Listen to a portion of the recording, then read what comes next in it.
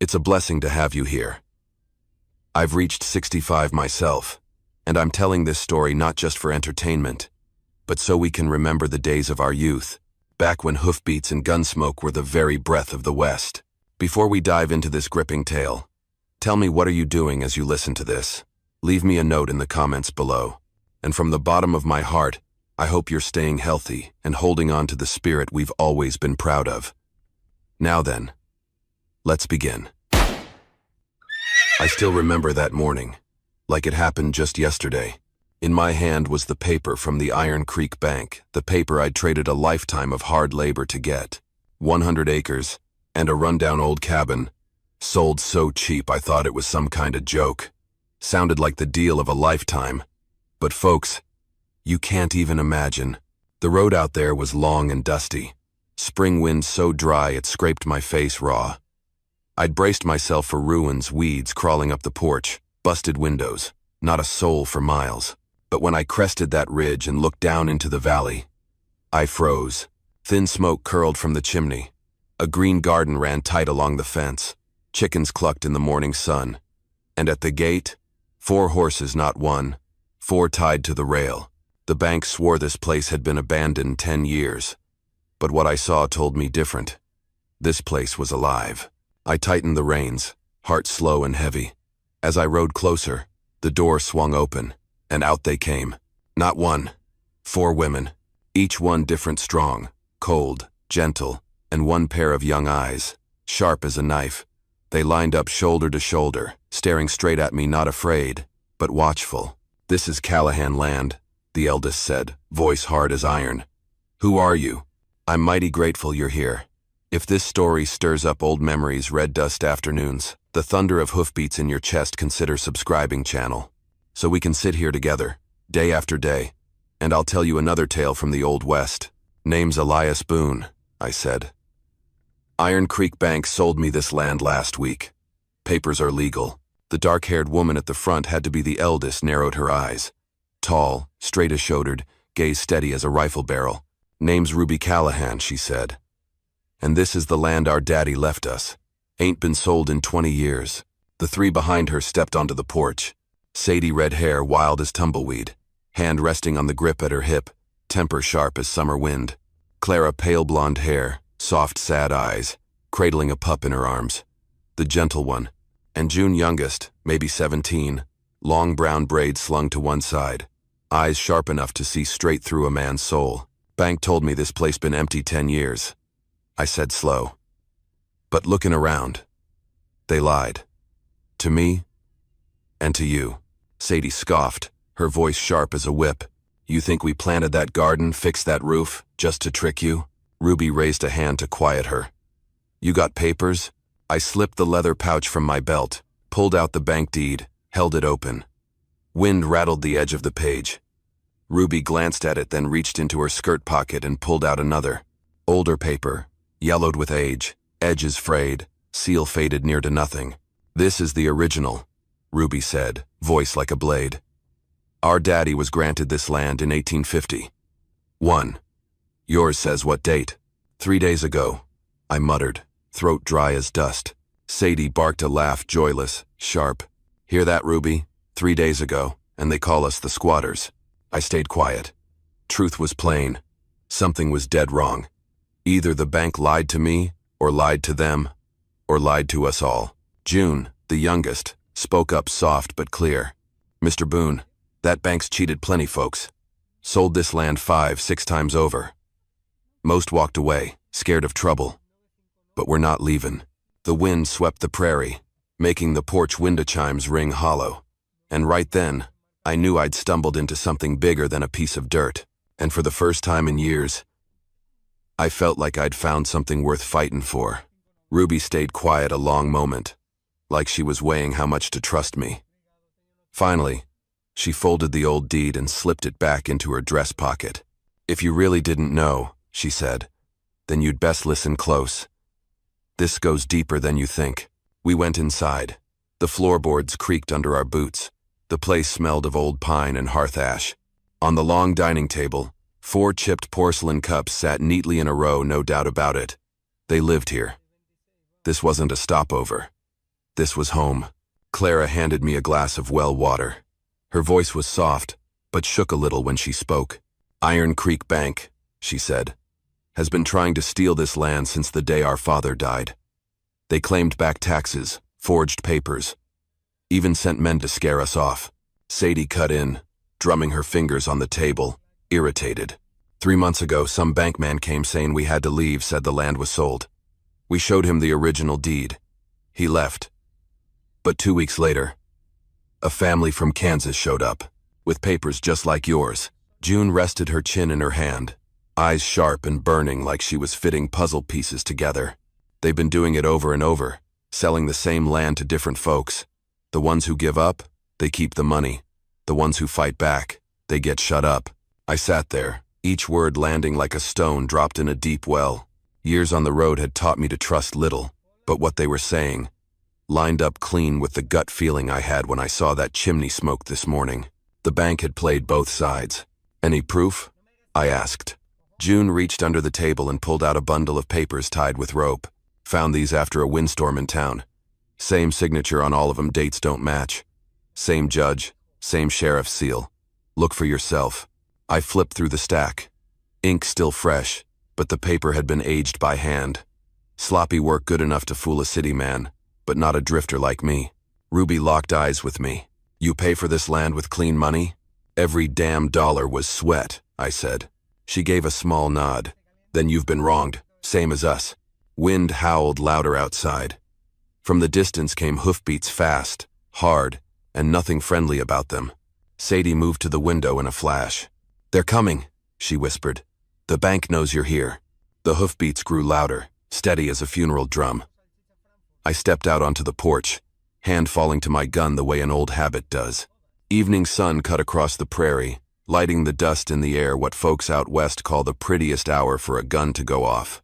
Ruby stood beside me, eyes unblinking. Sadie quietly swung the window open and rested an old Winchester on the sill. Clara pulled June close, but I caught the glint of steel in June's hand. The girl still gripped a dagger tight, her young eyes colder and sharper than they ought to be. A lone rider appeared down the road. Black horse, dust rising behind him. I knew him. Jed Collins. Hired gun for Iron Creek Bank. Famous in these parts for a smile colder than mountain wind. He didn't bother dismounting when he reached the gate. Ruby Callahan, his voice carried across the yard. Time's up. $200 in back taxes. Pay by sundown, or this land belongs to the bank. Ruby stepped onto the porch, face calm as stone. We don't owe a dime, she said. This land's been Callahan ground for 20 years. Our daddy's got the papers to prove it. Jed sneered. Bank says different. And look here, his eyes cut to me. Your new friend's got legal papers too. I clenched the deed in my fist, voice rough but firm. If this land's theirs, the bank swindled me. If it's mine, they swindled them. Either way, the thieves are you. A flicker of anger crossed Jed's eyes. He leaned low in the saddle, voice low but sharp as a knife. By the time the sun sets, we'll see who's still alive to claim it. He wheeled his horse and rode back toward town. But we knew me and the four sisters both that wasn't a threat. It was a promise. Ruby exhaled slow, then turned to me. You can walk away right now, she said. This ain't your fight. I looked at the four women in that cabin, strong, scared, but unbroken. And I realized, after years drifting for a place to call home, maybe I'd just found it right here, in the middle of the storm. I stay, I said. If they want to fight, we give 'em one. But we'll do it, our way. After Jed rode off, the house fell silent. His hoofbeats faded into the distance, but what he left behind sat heavy in our chests. I looked at the four sisters, each different, but every one of them knew what came next. Fight, or lose everything. Ruby stood by the window, clutching her father's old map tight. They won't wait till sundown, she said quietly. When they come back, they'll bring the whole damn town. Sadie slammed her fist on the table, the crack echoing through the room. We're done hiding, she growled. Years of ducking behind trees, behind their filthy laws. I'd rather die on my own porch than keep running. Clara trembled, but there was steel in her eyes. If we've got proof, if someone's willing to stand up and speak it, maybe we've got a chance. No. June, the youngest, laid a bundle of papers on the table, copies she'd stolen from the bank's office on a trip to town. "I've heard him brag about this for months," she said, voice low, older than her years. "They sold our land over and over. Judge's name, sheriff's seal, bribes and dates, all of it. I studied those papers, signatures, overlapping seals, crooked dates, every piece we needed to expose the truth. The only way," I said, "is to drag this out in the open, right in front of the whole town. They gotta see it with their own eyes." Ruby stared at me for a long moment, then nodded. "You don't owe us anything, Elias. And yet, I owe myself." I cut her off. "I've spent my whole life running from trouble. This time, I'm standing my ground." That evening, 5 horses rode out from Callahan Ranch. I led, Ruby to my right, Sadie to my left, Clara and June close behind. The sky was washed gold with the dying sun, wind carrying the scent of dust and cold iron, the smell of an inevitable reckoning. When we crested the hill overlooking Iron Creek, my gut went heavy. The main street lay empty. Shops shuttered early. And outside the bank, 6 strange horses tied in a neat line. Men stood watch, hands never far from their guns. Ruby whispered, "They're waiting on us." I pulled my reins, slow. "Good. Saves us the trouble of looking." We rode down that hill, dust rising behind us. And for the first time in years, I knew exactly what I was riding into and who I was riding for. We rode down the red dust slope straight onto Iron Creek's main street. The evening wind whipped Ruby's hair, and the hoofbeats of our horses pounded like war drums. In front of the bank, 6 hired guns stood spread out, hands resting easy on their pistols, the kind of easy that turns to gunfire with the slightest breeze. Sheriff Morrison stepped out from the bank's shaded porch. His badge gleamed in the dying light, but his eyes were cold, rusted steel. Beside him stood Jonathan Hale, a gray-suited man from back east, the kind that only shows up when dirty money's involved. "Callahan," Morrison said, voice low and even. "Time to settle this mess." Ruby nudged her horse forward half a step, holding high her father's map and the real deed. "This land belongs to my family," she said. "We've got proof." "Ugh," Hale sneered. "Moldy papers won't save you, girl. The law's on our side." Sadie barked back, voice sharp as a whip. "Your kind of law? The kind bought and paid for in blood money?" The first shot rang out before I could count to 3. A bullet slammed into the dirt at my horse's hooves, a warning. I didn't wait for a second. My Colt cleared leather, muzzle flashing in the fading sun. Main Street erupted in gunfire. Ruby leapt from her horse, dragging Clara behind a water trough. Sadie returned fire from the blacksmith's porch, her aim so dead-on it drove the hired gun scrambling for cover.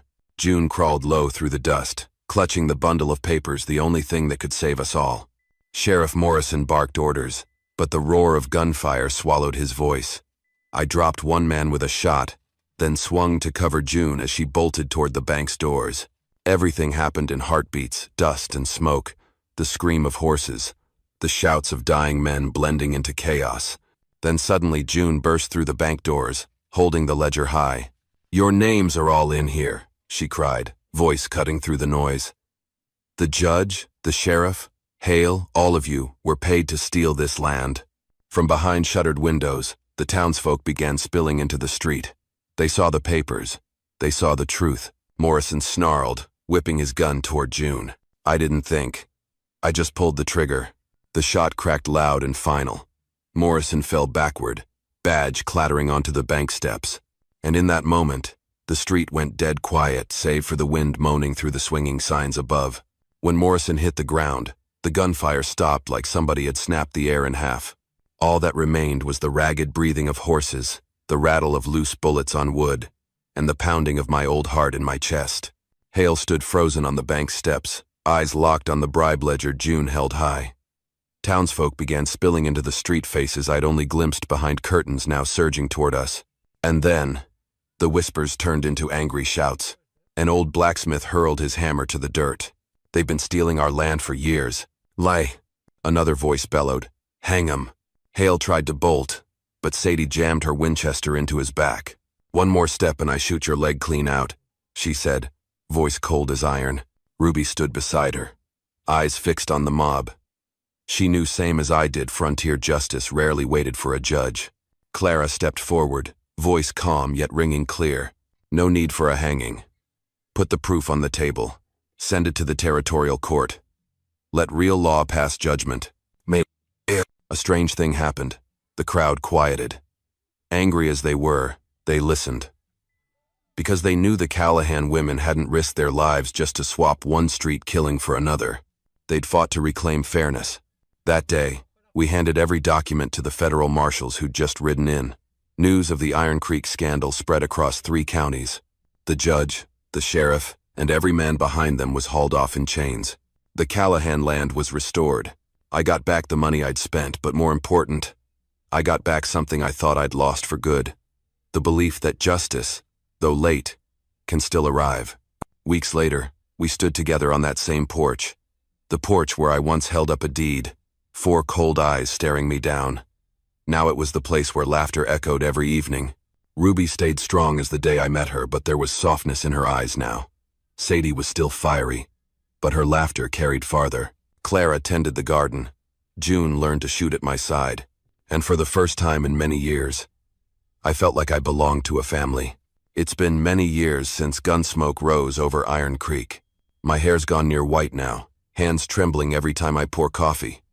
But that afternoon stays sharp in my mind, sharp as a fresh-honed blade. The land I bought with my last dollar, the one I thought might buy me a little peace in my twilight years, gave me more than that. It gave me a family.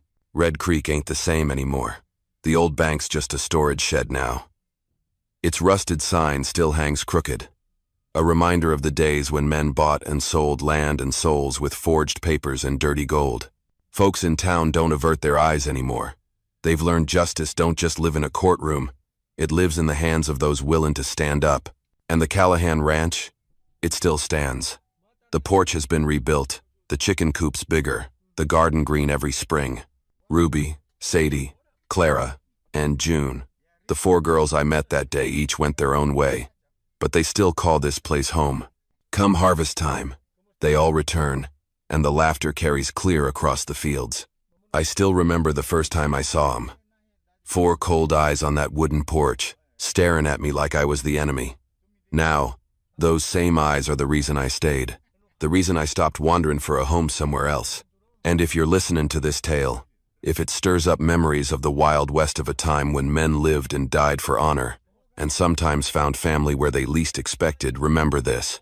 Never pass up the chance to stand on the side of what's right, no matter the cost, because sometimes one choice on a dusty afternoon can change the rest of your life. I'm mighty grateful you stayed with me to the end. If this story brought back even a flicker of your own youth, that's the greatest honor I could ask for. Go on and subscribe, my friends. So tomorrow we can sit together again, and I'll tell you another tale from the Old West.